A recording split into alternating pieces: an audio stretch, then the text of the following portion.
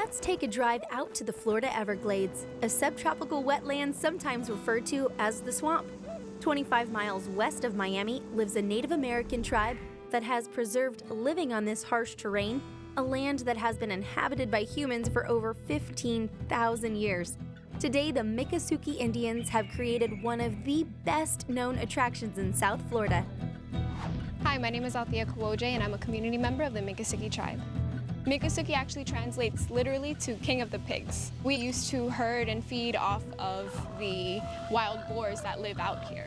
Right now we're in the Florida Everglades, literally the heart of the Florida Everglades. If you look past me, you will see no wires, no poles, no nothing. It's just you and absolute nature.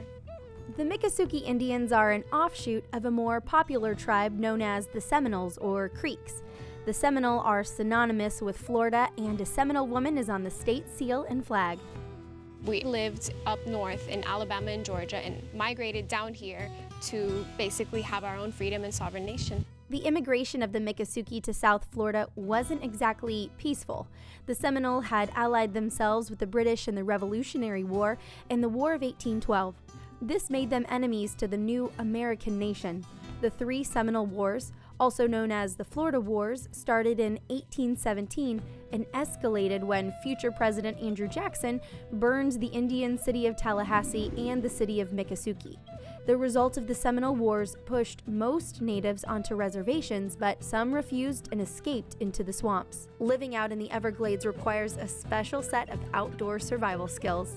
It was not easy living out in the Everglades. We had to make do with what we had without grocery stores or anything. So in the early times, we would canoe into town and barter what we could hunt and make out here for fabric and beads and whatever else we needed. And as time's gone on, we have evolved to, again, still travel into town for the things we need, but still everything we used, we try to keep from nature. You've heard of Father Knows Best, but the Miccosukee put their own spin on it and made Mom rule. In our culture, it's your clan. Your clan comes from your mother. Therefore, anything that has to be used for decision-making will go through your mother, and from her to her eldest brother, the clan uncle. The Miccosukee Indian village has quite a lot to take in.